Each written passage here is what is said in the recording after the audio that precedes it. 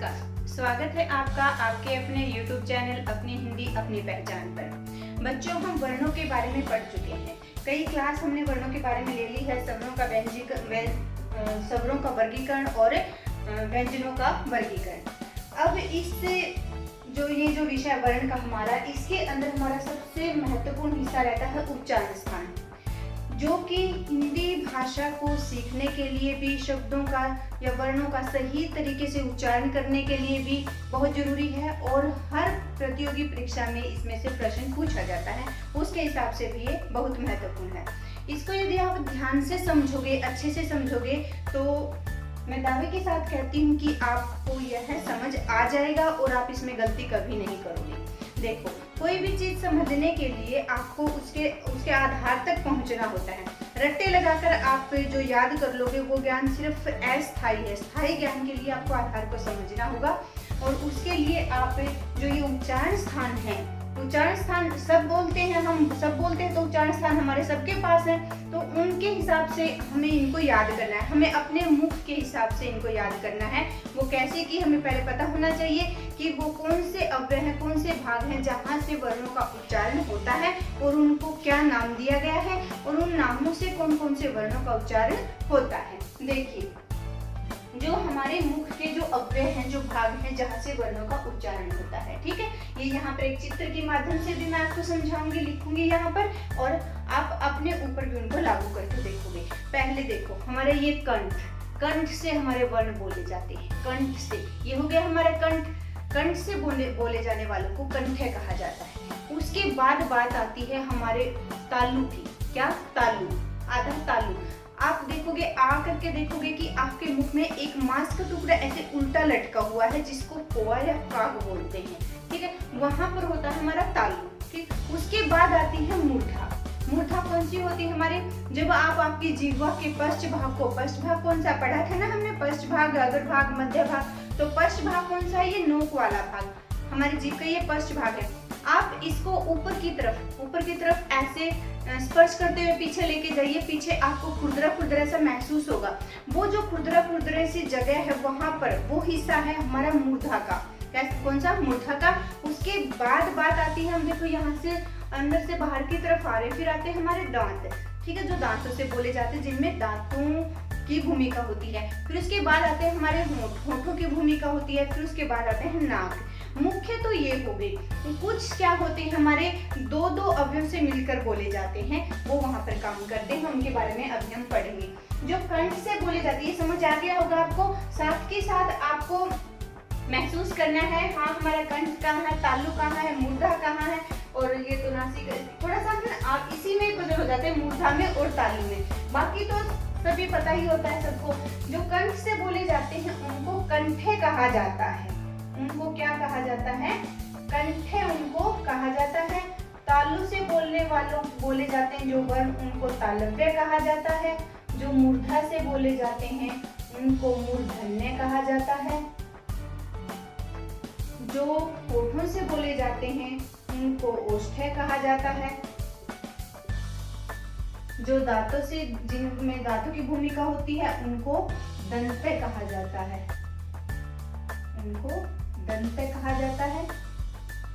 जो नासिका से बोले जाते हैं उनको नासिक्य वर्ण कहा जाता है। नासिक्य वर्ण उनको कहा जाता है। अब हम देखेंगे कि कौन से भाग से हमारे कौन से वर्ण बोले जाते हैं। हमने अब जो व्यंजन है हमारे, उनको जो क से लेकर मैं तक के व्यंजन है वर्गों में बांटा गया है। पहले कवर्ग आता है, फिर चवर्ग आता है, फिर टवर्ग आता है, तवर्ग, और बाद में पवर्ग आता है। उसी हिसाब से हमारे जो ये मुख के अव्यय भी उसी प्रकार से हैं। शायद ये इसीलिए कवर्ग पहले रखा होगा ताकि ये चीजें हमें अच्छे से समझ आए। तो कंठ से होगा हमारा पहला, हमारा उच्चारण स्थान कंठ माना हमने, और कंठ से कवर्ग होगा। तो इसके अंदर जो आएंगे हमारे वो हो जाएंगे, एक तो आएगा कवर्ग, यानी कवर्ग के अंदर आने वाले सभी व्यंजन। उसके बाद आ जाएगा हमारा इसमें अ और आ, ठीक है, और आएगा यहाँ पर यानी विसर्ग और ह। इसकी भी अ है की तरह ही बोला जाता है। ये जो व्यंजन यानी वर्ण हो गए हमारे, ये व्यंजन हो गए, ये स्वर हो गए, ये भी व्यंजन होगा, ये बोले जाते हैं हमारे कंठ से और इनको कहा जाता है कंठ्य वर्ण। क्या कहा जाता है? कंठ्य वर्ण। अब बात आती है तालु की। दूसरे नंबर का जो स्थान है हमारा, दूसरे नंबर के स्थान पर हमारा दूसरे नंबर पर वर्ग कौन सा आ जाता है? वर्ग आ जाता है हमारा चवर्ग। कौन सा? चवर्ग हमारा आ जाता है। और यहाँ पर क्या हो जाएगा? चवर्ग। स्वरों से हम ले लेंगे यहाँ पर ई और ई। ऊष्म व्यंजन से यहाँ आ जाएगा हमारा अंतस्थ से, सॉरी, अंतस्थ से आ जाएगा य और ऊष्म से आ जाएगा श।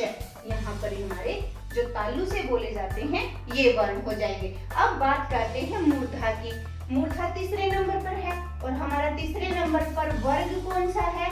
वर्ग है हमारा तीसरे नंबर पर टवर्ग। टवर्ग के अंतर्गत आने वाले व्यंजन यहाँ पर आ जाएंगे और जो स्वर हैं स्वरों से यहाँ पर आ जाएगी री। और जो नीचे ऊष्म व्यंजन है यहाँ पर देखो अंतस्थ व्यंजन से कोई नहीं आता, मूर्धा से बोला जाता, यहाँ पर ऊष्म व्यंजन से श आ जाएगा। ये बोले जाते हैं हमारे मूर्धा से और कहा जाता है इनको मूर्धन्य वर्ण। अब बात आती है हमारे दांतों की। उसके बाद किसकी बारी आती है? दांतों की। दांतों से बोले जो जाते हैं जिनमें दांतों की भूमिका होती है उनको दंते कहते हैं। इसके अंतर्गत आगे हमारा वर्ग कौन सा होता है? वर्ग। टवर्ग के बाद वर्ग कौन सा हमारा? तवर्ग। तो इसमें कौन सा? तवर्ग आ जाएगा। इसके अंतर्गत जो भी बोला जाएगा और जो हमारे ऊष्म व्यंजन है वहां से यहाँ पर आ जाएगा स। ठीक है, इसमें भी किसका प्रयोग होता है? जो हमारी जीवा है वो दांतों के मूल को स्पर्श करती है। अब इसके बाद बात आती है हमारे होठों की। जो होठों से बोले जाते हैं वो ओष्ठ्य होते हैं। कौन से होते हैं? ओष्ठ्य होते हैं। वर्गों में हम देखें तो 5 वर्ग हैं हमारे, उनमें से यहाँ पे कौन सा बच गया? हमारा पवर्ग हमारा रह गया है, वो यहाँ पर आ जाएगा। जो स्वर हैं वहां उनमें से उ और उ इसमें आ जाते हैं। ये हो गए जो 5 वर्ग हो गए, उनके साथ ये सारा हो गया। अब बारी आती है नाक की। नासिका से जो बोले जाते हैं उनको क्या कहा जाता है? नासिके वर्ण कहा जाता है। इसमें क्या आ जाएगा हमारा? इसमें आएंगे जो पंचम वर्ण है। पंचम वर्ण, वर्गों के पंचम वर्ण। देखो जो कवर्ग है हमारा, इसका 5वां वर्ण कौन सा है? अंग है। चवर्ग का कौन सा है? ये। टवर्ग का कौन सा है? ण। और टवर्ग का कौन सा? न। पवर्ग का कौन सा है? म। ये जो 5 वर्ण है, पंचम वर्ण अंतिम जो, ये नासिका में आ जाएंगे। ये अपने वर्ग के साथ भी गिने जाते हैं, आते हैं, क्योंकि इनको जब हम बोलते हैं तो जैसे कंठ के अंदर जो है अंग है तो इसमें कंठ भी काम करता है और नासिका भी काम में करती है। तो अलग से इनको गिनते हैं तो यहाँ पर ये पंचम वर्ण आ जाएंगे। एक हमारा यहाँ पर अनुस्वार बचा हुआ है वो यहाँ पर आ जाएगा। ठीक, उसके बाद कुछ ऐसे वर्ण हमारे रह गए हैं जिनमें 2 स्थान मिलकर काम करते हैं। वो कौन से रह गए हैं? जैसे यहाँ से बोले जाते हैं हमारे कंठ से और तालु से। कंठ तालु क्या हो जाएगा? ये कंठ और तालु। कंठ तालु से बोले जाते हैं। कंठ तालु से बोले जाने वाले हैं हमारे ए और ऐ। ए और ऐ ये बोले जाते हैं कंठ तालु से। ठीक है, उसके बाद बात आती है हमारे बोले जाते हैं दांत और होठ से। वो क्या हो जाएंगे? दंतोष्ठ। उनका क्या नाम रहेगा? दंतोष्ठ।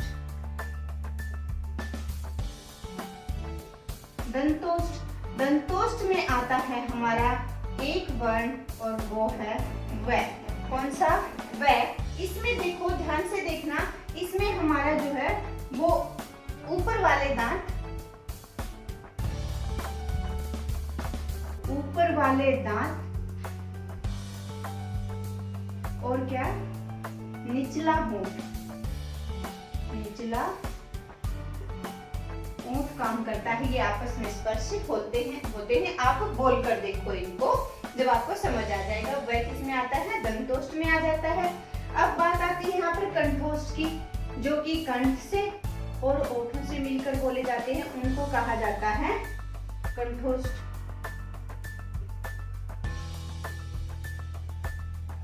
कंठोष्ठ इसके अंतर्गत कौन से आते हैं? इसके अंतर्गत आते हैं हमारे ओ, औ और आगत। जो ध्वनि है हमारी, जो हम इस प्रकार उसका चिन्ह हमने बनाया हुआ है या लिखते हैं उसको, वो इसके अंतर्गत आ जाएगी। अब बात रह जाती है हमारे दंत मूल की, और दो वर्ण हमारे रह जाते हैं। दंत मूल यानी कि जो जड़ से बोले जाते हैं, बिल्कुल दांतों की जड़ को स्पर्श करती है हमारी जीवा, उनको कहा जाता है दंत मूल। क्या कहा जाता है? दंत मूल। वो कौन से हैं? वो है र और ल, र और ल। ठीक है। अब ये जो स, र और ल है, स, र और ल, यानी इसको जोड़कर देखें तो क्या बन जाता है? सरल भी बन जाता है। ये सरल एक शिरोरेखा इसके ऊपर तक कर देंगे तो इनको क्या है? जो वत्सरीय भी कहा जाता है। वत्सरीय वर्ण भी इनको कहा जाता है, यानी कि दंत मूल होते हैं ये। जब हम इनको बोलते हैं तो जो हमारी जीवा होती है वो दांतों की जड़ को स्पर्श करती है। देखो स बोलेंगे, र बोलेंगे, र जब बोलते हैं तो ऊपर वाली जड़ को, ल जब बोलते हैं तो भी ऊपर वाले को, स नीचे वाले दांतों को स्पर्श करती है। लेकिन जब ल बोलते हैं तब तो जीवा लुढ़क कर नीचे आ जाती है, और जब र बोलते हैं जब जीवा में कंपन ज्यादा होता है, इसीलिए ल को तो लुंठित वर्ण कह दिया जाता है और र को परकंपी वर्ण भी कहा जाता है, और ल को पार्श्विक भी कहा जाता है, क्योंकि हवा जो है वो बाजू से निकल जाती है। इस प्रकार आपने देखा, ठीक है, आपको समझ आया होगा। आपके उच्चारण स्थान मुख्य कौन से हैं? आपका कंठ, फिर आपका तालु, फिर आपकी मूर्धा, फिर आपके दांत, फिर होठ, फिर नासिका। ठीक है, मुख्य रूप से यही हो गए। उसके बाद जो कंठ से बोले जाता है कवर्ग, पहला ही वर्ग आ जाएंगे, ए है और है आ जाएगा। फिर दूसरा वर्ग चवर्ग, और दूसरा ही हमारा स्थान तालु, क्या चवर्ग आ जाएगा, ई य और श आ जाएगी। फिर तीसरा स्थान मूर्धा, और तीसरा ही हमारा वर्ग टवर्ग, उसके साथ री आ जाएगी और श आ जाएगा। अब फिर बात आती है हमारे चौथा जो स्थान है उसकी, वो है दांत। दंत यानी कि दांत कुछ भी बोल सकते हो, उससे बोला जाएगा। चौथा ही वर्ग हमारा टवर्ग, स हो जाएगा यहाँ पर। फिर बात आती है हमारी ओठों की, उसके बाद होठों से यानी कि पांचवा वर्ग आ जाएगा पवर्ग, और उ इससे बोले जाते हैं। उसके बाद नासिका जो पंचम वर्ण है और अनुस्वार है वो वहां से बोला जाता है। उसके बाद बात आ जाती है जो दो स्थानों से मिलकर बनते हैं, यानी कि कंठ और तालु से मिलकर बोले जाते हैं ए ऐ, कंठ और होठों से मिलकर कंठोष्ठ ओ औ और आगत ध्वनि हो जाती है। एक दंतोष्ठ है हमारा वर, इसमें काम करते हैं हमारे ऊपर वाले दांत और निचला होंठ काम करता है। दंत मूल है हमारे र और ल, इन स को भी इनके साथ मिलाकर इन तीनों को वत्सरीय भी कहा जाता है। ल को लुंठित वर्ण भी कहते हैं और र को प्रकंपी भी कहा जाता है, प्रकंपी इसको कहा जाता है। ठीक है, ये हुए हमारे उच्चारण स्थान के बारे में। आशा आपको बहुत अच्छे से समझ आए होंगे। एक बार में समझ नहीं आती, जैसे आपने देख लिया तो आप इनको जो भी आपके पास पुस्तक है, किताब जो भी है, या जिसमें आप इसको लिखना चाहो, इसको बनाना चाहो बना सकते हो, लेकिन इसको कई बार जब आप दोहराओगे तब आपको ये याद हो जाएंगे। और अपने ऊपर इनको करके देखो, अपने ऊपर महसूस करो इन वर्णों को कि हाँ कौन सा वर्ण हमारा कहाँ से बोला जाता है, ये वर्ण हमारा वहां से बोला जाता है। गलतियां होंगी लेकिन उनको फिर से देखो, फिर नहीं भूलोगे। एक बार जो गलती होगी दोबारा देख लिया आपने, फिर उसको कभी नहीं भूलोगे। इसके अलावा व्यंजनों में हमारी 2-3 बातें और रह जाती हैं, वो भी मैं आपसे करना चाहूंगी कि एक शब्द है हमारा अनुतान। क्या है? अनुतान। अनुतान क्या होता है? अनुतान होता है जब हम बोलते हैं तो जो हमारी बातों में उतार चढ़ाव आता है, उतार चढ़ाव की जो स्थिति होती है उसे क्या कहते हैं? अनुतान कहते हैं। इसका जो है वो हमारी भाषा में बहुत ही महत्वपूर्ण भूमिका होती है इसकी। अनुतान का गायन शैली में तो बहुत ही ज्यादा प्रयोग इसका होता है। इसको आप लिखकर भी देख सकते हैं, तो बोलने से भी इसको पता चलता है और लिखने से भी। विराम चिन्हों के प्रयोग से भी हम इसको देख सकते हैं। जैसे हम एक शब्द लेते हैं अच्छा, अच्छा हमने लिया अच्छा। अब कोई जैसे हमें हाँ करना है किसी काम के लिए, कोई हमें काम करना है और हमें हाँ या अच्छा कुछ भी यहाँ पर आप ले सकते हो। हमें इसको काम करने के लिए हाँ बोलना है, भी आपने ये काम करना है अच्छा, अच्छा मतलब हाँ कर देंगे ये काम, ठीक है। यदि उसको मना करना है उस काम के लिए, नहीं करना है, तो क्या कहेंगे हम? जैसे आपने बोला कुछ या मैंने किसी को बोला कुछ काम करने के लिए, सामने वाला कहेगा अच्छा, भी अच्छा मैं करूं, वहां पर कैसी स्थिति आ जाती है? वहां पर हमारी नकारात्मक स्थिति आती है। या फिर पूछेगा उससे प्रश्न की तरह उससे जवाब करेगा अच्छा भी अच्छा मैं करूं, यहाँ पर क्या है प्रश्न ही उसी से पूछ रहा है। एक फिर आश्चर्य में हो जाता है, आश्चर्यचकित हो जाता है कि अच्छा मुझे करना है, अच्छा चौंक जाता है। वो क्या है? ये अनुतान, ठीक है। एक शब्द और है हमारा बलाघात। क्या है? बलाघात। बलाघात यानी कि लोग वर्णों यानी स्वरों पर जो वर्णों के ऊपर जो घात होता है, जो जोर दिया जाता है, उसे बलाघात बोलते हैं। यह कैसे होता है? ये तीन तरह से हो सकता है। यह कैसे वर्ण के ऊपर भी हो सकता है, यह पूरे शब्द के ऊपर भी हो सकता है, और यह पूरे वाक्य के ऊपर भी हो सकता है, जिससे कि उससे वर्ण के ऊपर है तो वो जो शब्द है उसका अर्थ बदल जाता है, पूरे शब्द के ऊपर है तो वो पूरे वाक्य का भी अर्थ बदल सकता है, वाक्य के ऊपर है तो वाक्य का अर्थ बदलना लाजमी ही है। अब देखते हैं हम जो वर्ण है हमारा उसके हिसाब से कैसे हो सकता है। उसके हिसाब से जैसे मैं एक शब्द लिखती हूँ, पीट मैंने लिखा, पीटना लिख दिया, चलो पीटना, और एक हो गया हमारा पिटना। क्या हो गया? पिटना। एक हो गया हमारा लूट और एक हो गया लूट। देखो इनको यदि हम वाक्य में प्रयोग करें, देखें कैसे होगा। देखो पीटना मतलब खुद पीटना, वह पीट कर आ गया, ठीक है, या पीट कर आ गया। पीटना दूसरे को पीटना खुद पीट जाना। यहाँ पर लूटना, लूट लिया, उसने मेरा सारा माल लूट लिया। हाय मैं तो लूट गया। इनमें क्या है? हमारे जो वर्ण के ऊपर जोर देने से उसके अर्थ में परिवर्तन हो जाता है। अब बात आती है शब्द की। जब हम शब्द के ऊपर जोर देंगे तो कैसे परिवर्तन आ जाता है। जैसे हम यहाँ पर लिखते हैं नीचे, इसको मुझे साफ करना पड़ेगा, यदि मैं पूरे को करूंगी। शब्द के ऊपर जैसे मैं जोड़ देती हूँ, मैं बताती हूँ आपको। जैसे एक उदाहरण लो कि पिताजी ने मुझे आज 10 रुपए दिए। इसको देखते हैं हम, एक के ऊपर पहले पिताजी के ऊपर हम जोर लगाते हैं। पिताजी ने मुझे आज 10 रुपए दिए। भाई 10 रुपए जो है ना पिताजी ने दिए, और किसी ने नहीं दिए, चाचा ताऊ ने, किसी ने। पिताजी ने मुझे आज 10 रुपए दिए। पिताजी ने ना मुझे आज 10 रुपए दिए, कब से मांग रहा हूँ, आज दिए। आज के ऊपर हमने क्या है वो बलाघात आज के ऊपर लगा है, ठीक है। एक जब हम 10 रुपए के ऊपर लगाते हैं, पिताजी ने मुझे 10 रुपए दिए, 10 दिए ना 20 दिए ना 50 दिए, इससे क्या है? अर्थ में परिवर्तन हो जाता है। वाक्य में करके देखें, पूरे वाक्य के ऊपर यदि हम करके देखें तो यहाँ हम लगा सकते हैं कि देखो वह बहुत अच्छा गीत है, कोई भी गीत है या हम सुन रहे हैं, या वह किसी को सुने तो वो बहुत अच्छा गाता है। एक तो हम साधारण सा किसी को बताते हैं कि वह बहुत अच्छा गाता है, फिर हम उसी से पूछ सकते हैं वह बहुत अच्छा गाता है, प्रश्नवाचक चिन्ह। एक चौंक जाते हैं देख के कि बहुत अच्छा गाता है, वही वाक्य में वो अनुतान वाली स्थिति ही हो जाती है उसके अंदर भी। इस प्रकार हम देखें तो बलाघात हमारा 3 तरह से हो जाता है। हमने देखा अनुतान और बलाघात।